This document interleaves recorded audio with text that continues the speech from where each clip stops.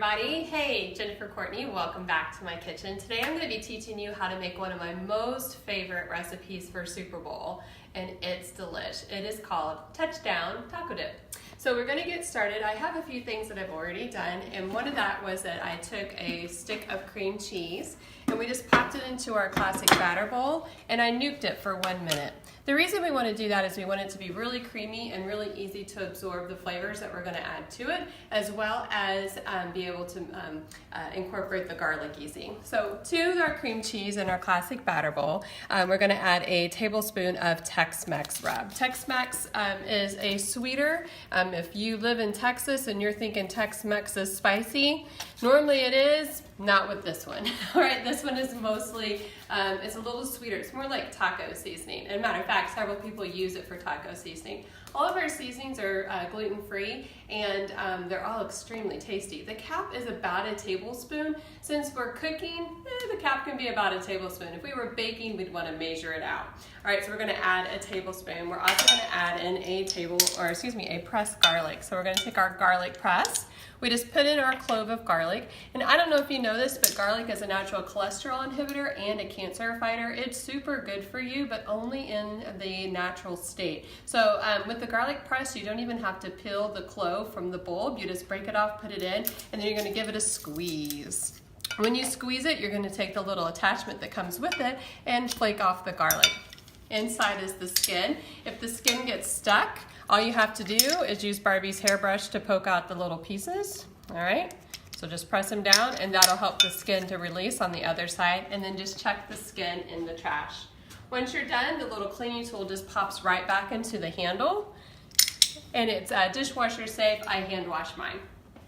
All right, so we have our garlic and our Tex-Mex seasoning in our bowl. We're just gonna use our classic scraper. Classic scraper is like a spoon spatula. I think they should call it a spoonula. So they're bonded together, so you never have to worry about the top coming off from the bottom. My old spatulas used to do that. I used to have to find the base to go with the spatula and stick it back together. So, so thankful that I don't have to do that with my Pampered Chef scrapers. The scraper itself will go up to 650 degrees and the handle goes up to 450. So you never have a melted spoon. And as you can see, the classic batter bowl is perfect to mix this up. Although I love my batter bowls, I don't want to have to hug it in order to mix things up, because then I would wind up wearing half of it. And I don't know, but I like my outfit without cream cheese on it. So where you are able to hold on to the handle. On the outside is measurements. You can hear them. They're embossed on the side. Cups on this side, milliliters on this side. Should you be really smart or live in Canada? All right, on the top we have a lid. The lid can go right on it, and it can go into the microwave with the lid on as well, which is how I warmed up the cream cheese, because if you would have heard it, it was splattering while it was in there, so the lid was keeping my microwave from looking like a war zone in there. All right, so we're just gonna mix this up. The classic batter bowl is tempered glass, so it's oven safe, freezer safe, microwave safe, oven safe. I think I said oven safe twice. Oh well. All right, so as you can see here, it's all incorporated really well. So I opened up my can of beans, and today we're going to be using the recipe in the rock crock, but you could also do this recipe in the deep covered beaker. So either one of these recipes, you can pop them right in, and it only takes about 5 minutes.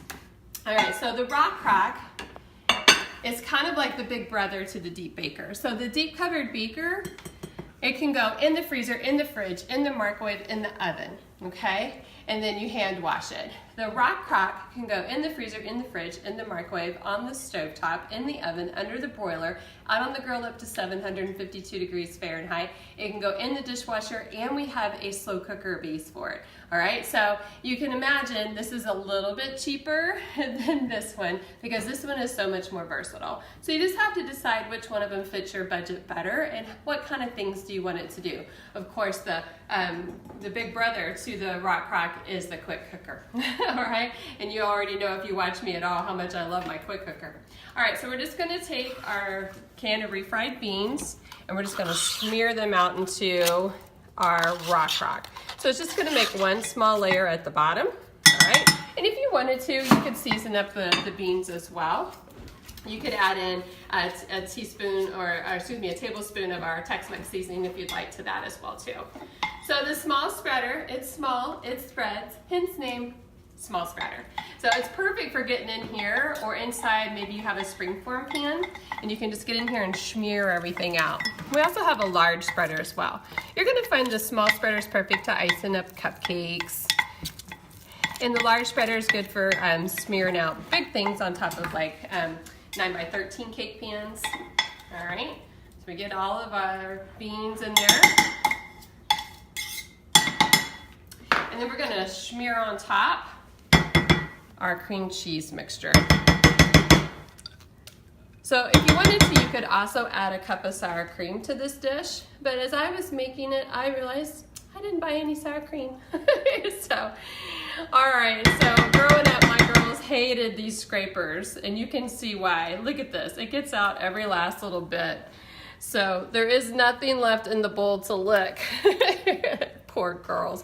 I used to tell them, honey, you can lick the spatula. However, then I would take this guy and I would get everything off the spatula too. I don't know. Growing up, we always used up every last little bit, so I just grew up that way. So now we're just gonna smear the cream cheese mixture on top, and it's okay if it gets kind of incorporated with the beans a little bit because it's just gonna go into the microwave, but we're gonna top it with some other stuff first. All right, so here we go. All right, so on top of there, we're gonna add some cheese. So this is our cheese grater. I've already pre-grated some of it because let's face it, like once you see me grate a little bit, you get the gist of it. So the cheese grater, you're just gonna hold it by the handle, put your thumb on the hinge, you push up with your thumb, pull down with your hand, and that makes it go into all 3 different locations, which is nice. So like this with the case on to store it, okay? Like this in the kickstand position if you're just wanting to grate cheese to use it, or like this if you're wanting to go all over the top of your pizza or your pasta with cheese, or maybe you're just PMSing laying on the couch grating chocolate right into your mouth. Like you have options. All right, so we're gonna put it back in the kickstand position, and I'm just gonna grate up the rest of this cheese, all right? So it does come with a holder that you can finish off the grate. Once you get down to this part, this is whenever I totally suggest switching over to the holder, but I'm living dangerously today, so I just start going slow and putting those last little bits on there. All right, so go up as you're getting the rest of the cheese, because if you go down, you're gonna have red cheese. There's a reason why you can grate it so fast.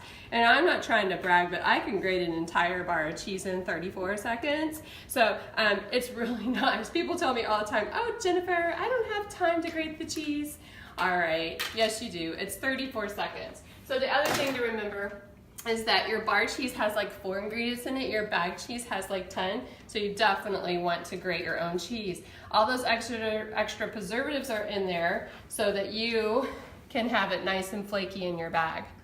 All right, check this out. So we have cheese on top, a little bit of cream cheese that went flying a while ago. We're just gonna save a little bit of the cheese. We're gonna pop it into the microwave and it's just gonna go in for 5 minutes. What, 5 minutes? 5 minutes. All right, so we're also grating on top of our flexible mat. I love our flexible mats. Kind of like how much I love the flexibility of being a Pampered Chef consultant. I will tell you that Pampered Chefs, seriously, especially these last couple of weeks, have been so grateful for it. So the flexibility of the job of being able to work when I want to, and like this week, it's so cold outside, I have nothing but virtual shows this week. So, so I'm very excited that I can go do cooking shows, and then thankfully all virtual this week so I don't have to freeze to death. So flexibility, I get to choose when I want to work. All right, so we're gonna take our core and more, and I'm just gonna take out the top of the tomato.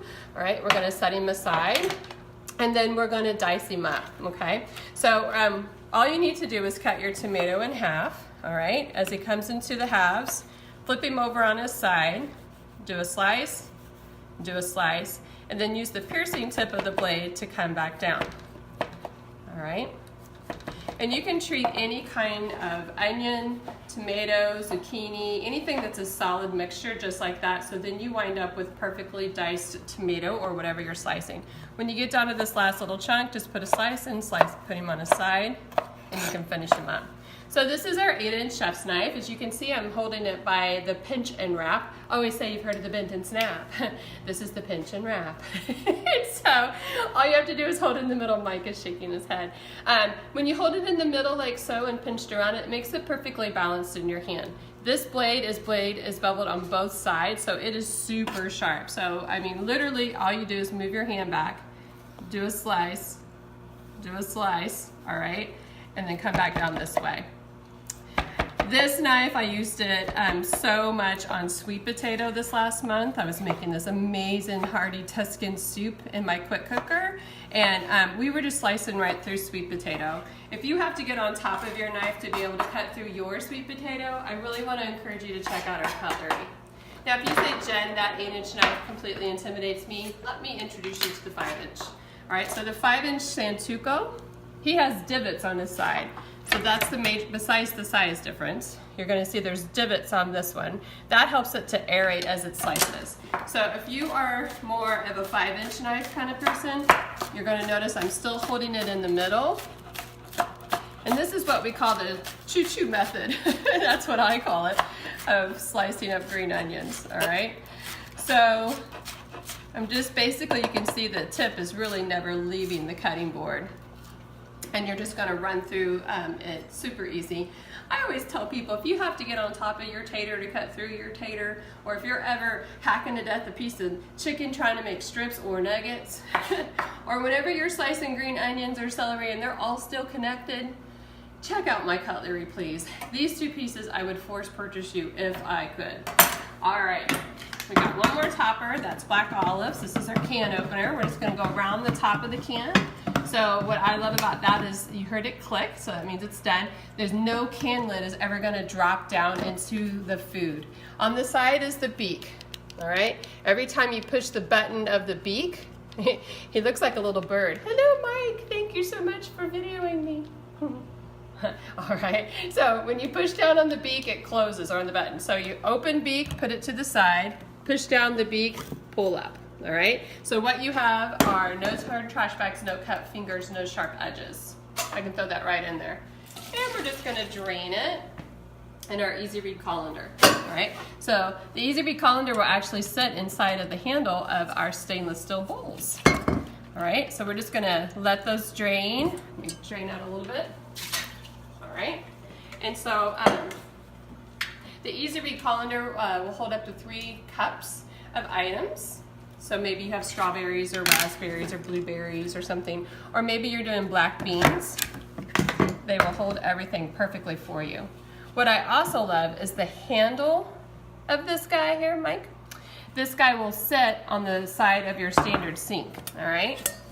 So if I were to set him down here, I could open up my can, put out my black beans or whatever in there, and be able to rinse and drain at the same time. So it's almost like it gives you a third hand, which I love. All right, so we're gonna let him finish up. And then this is the quick slice. If you watch me even once or twice on my wall, you will see how obsessed I am with my quick slice. All right, and so it pretty much anything you slice on here, we'll just make it go into strips right away. So, you know, this is great for black olives, cherry tomatoes. You can do a whole bell pepper. We could have done that full-size tomato on there. It's serrated blades. It just slices right through. It'll do cheese, cooked chicken breast strips, avocado, mushrooms, strawberries. I mean, just anything you can imagine. If you've been around Pampered Chef's block for a long time, you know we used to have a tool called the Egg Slicer Plus. And so you're gonna love this guy because he replaces that. And if you've ever broke your wires on your Egg Slicer Plus, you'll never have to worry about that with this. All right, so I'm just gonna use my little grippy guys. Grab my oven mitt. The oven mitt is small enough for a female hand, but large enough for a man hand. All right, it's coated on the outside with silicone so you can get it wet and never steam cook your fingers. And it's thick enough to be a trivet. I personally love them. You can put your hand in boiling hot corn water and pull it right out. All right, so here comes our dip. The cheese should be all melty. Here we go, ready? The reveal, ta-da! All right, so all we have to do now is top it with a little bit more cheese, because what's a little cheese amongst friends? Look at this, because it's flexible, coil it right up, dump it right out. All right, and then our black olives, and some tomato. All right, then the green onion. All right, oh, and it's supposed to have cilantro, which I'm quite sure I have in the refrigerator because I always have cilantro. But we'll just do that some other time. All right, so there you have one of our most popular recipes for Super Bowl or anytime. Let's face it, that's delicious. And it cooks in 5 minutes. So literally a minute to cook up your cream cheese and then 5 minutes to cook it in the oven or in the microwave. The rest of it can be done by the time the 5 minutes comes out if you have the cool tools. All right, so join me next time in my kitchen. You never know what I'm gonna be making today. Touchdown taco dip just in time for Super Bowl. Have a great day. Bye-bye.